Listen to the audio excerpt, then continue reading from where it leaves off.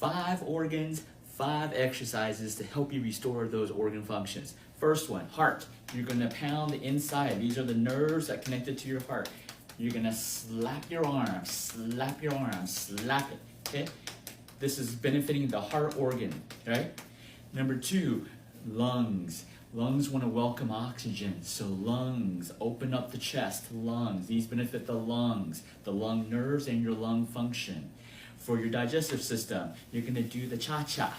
You're going to do the cha-cha for your digestive system. This is for your spleen, your stomach. For the liver, you're going to be stretching left and right because the nerves that connected to your liver are on your side.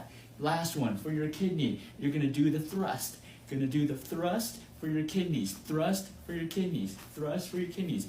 Do all these 5 exercises every single day in the morning and see those organs restore their function. Hit the follow button.